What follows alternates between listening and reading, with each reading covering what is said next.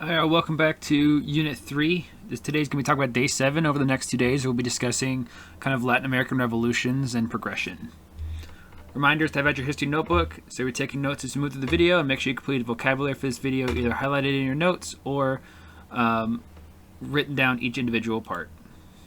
Key terms for today: Haitian Revolution, Touissant L'Ouveture, Peninsulares, Mestizos, Creoles, Zambos, Mulatos, Augustin de Itribute, Father Miguel Hidalgo, San Martin, Simon Bolivar, Gran Columbia, Rio de Plata, Don Pedro, Caudillos, Federalist, Centralist, Liberals, Conservatives, and Tupac Amaru. Key concepts for today are going to be causes of Latin American independence, major leaders in Latin American independent movements, generalizations about Latin America after independence, Mexico and Brazil in the mid-19th century, and political ideologies in Latin America. So let's kind of start off with the kind of first real revolutions and resistances. This is kind of be started by Tupac Amaru. Now this is technically before the start of this unit, but it is important to kind of see where the basis of a lot of these revolutions come from. So Tupac Amaru, he was the last Incan leader, the Incan emperor. He's going to lead a revolt against the Spanish. It's ultimately going to fail. He is going to flee through Peru in 1542 to 1547. He'll eventually be captured and executed, but he will become a symbol of nationalism and resistance for both Central and South America. Now, what are some of the causes of these revolutions in Latin America? Well, these are part of a wider late 18th, early 19th century ideas, especially the Enlightenment ideas, the French Revolution, and also the kind of Napoleonic conflicts that are happening. And most of these revolutions in Latin America are going to be based off the Creoles, or the middle class. If you guys remember from earlier or last unit, Creoles are going to be the whites born in the New World, born in the Americas. And these were kind of the main leaders, and they wanted to take power away from the Peninsulares, who again were whites born in Europe.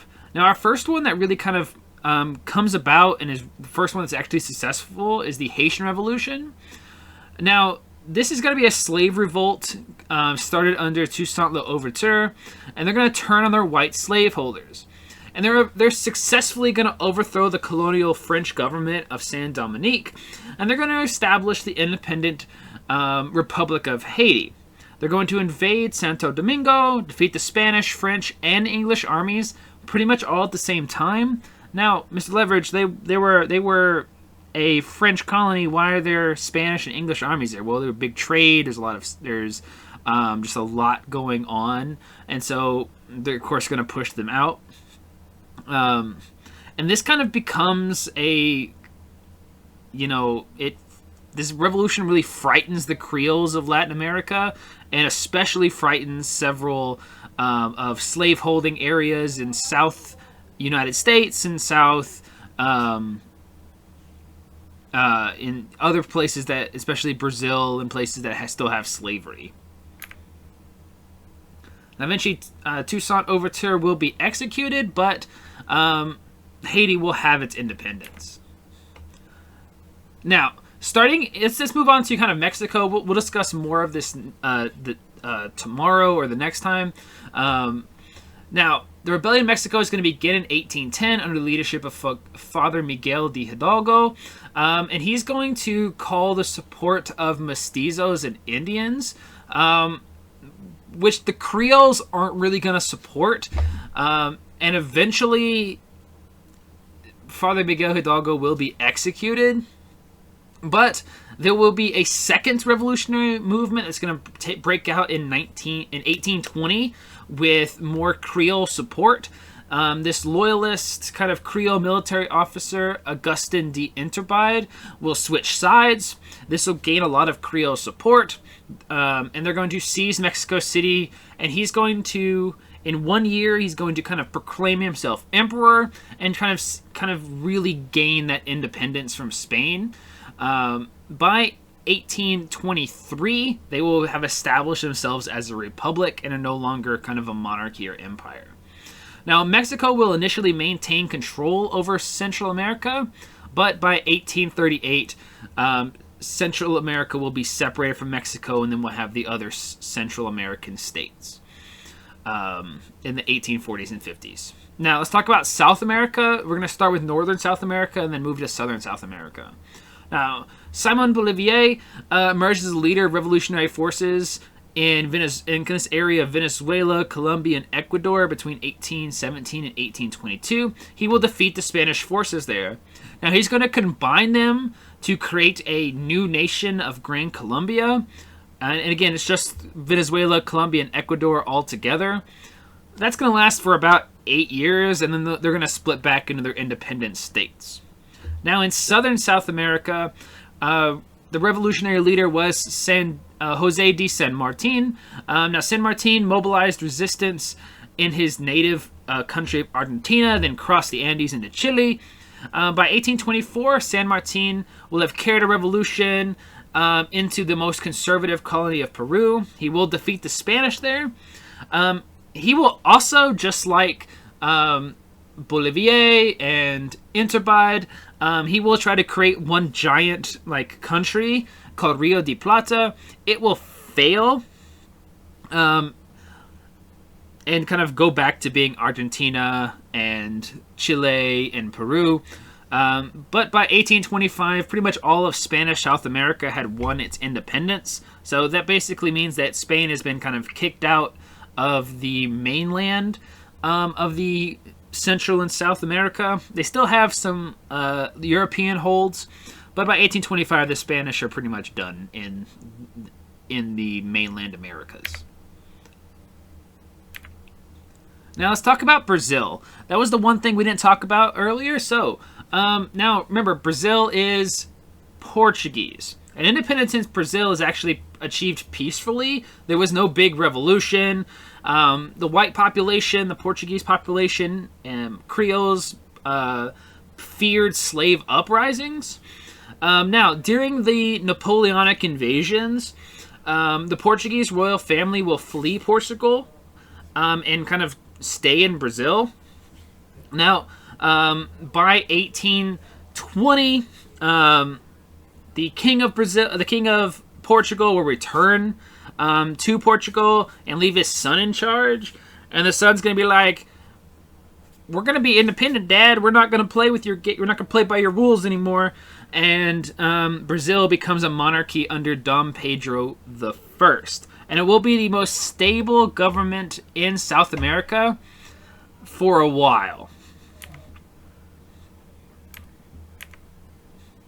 Now, the problems with some of these new nations is that most of the independent nations will establish representative governments. They will create rights protecting private property and free trade. They don't really agree on the position of the Roman Catholic Church. Slavery will be abolished in all places except for Brazil. In all of the Spanish colonies except for Brazil. Now, voting rights tended to be restricted by race, and those are really going to favor the white Creoles. The women, Indians, poor, non-Creole, Mestizos, Zambos, they're all going to be kind of marginalized, and they're all going to be kind of discriminated against for a while. Now, some of the government policies, government philosophies that come up during this time are going to be Federalists. Federalists wish that regional governments, like smaller township governments, should be able to establish policies. Centrists want a more powerful central government. Now, liberal and conservatives, we've talked about earlier. Liberals are going to support more federalist policies, limit the influence of the Catholic Church. Conservatives want centralized governments, corporate institutions such as Catholic Church. So conservatives want more Catholic intervention, liberals want less. Now, the big problem comes up is that these governments are extremely unstable, and so many military generals who are strong and have a lot of power are going to overthrow the government. These are known as Caudillos, and again, this is a military general who overthrows the government, takes control. Big example of this is going to be Santa Anna in Mexico. Now, Kind of ironically, Brazil, with its slavery and monarchy, is going to be the most stable government in the region for a while. Now, the United States, and Great Britain in the region, the United States is going to give arms, money, and refuge to political leaders. They're going to have the Monroe Doctrine of 1823, which is really kind of empty because even the United States isn't all that great right now in 1823. But it's kind of more of a symbolic gesture to kind of keep the Europeans from kind of reconquering Latin America. Now, Britain will support the new nations. Britain will replace Spain as the region's largest trading partner. Now, lastly, we're going to talk about the economy. After 1850, throughout Latin America, the economy will quicken through the export of raw materials. In Peru specifically, this is going to be known as the guano era. Europe needs fertilizer, right? They need fertilizer to grow food for their rapidly growing population. And they also need kind of fat and explosives for their gunpowders. And Peru is the best place because they find that Peru can export large amounts of bird and bat dung, which is known as guano. And this is really going to be a super big boon for the Europeans and Peru.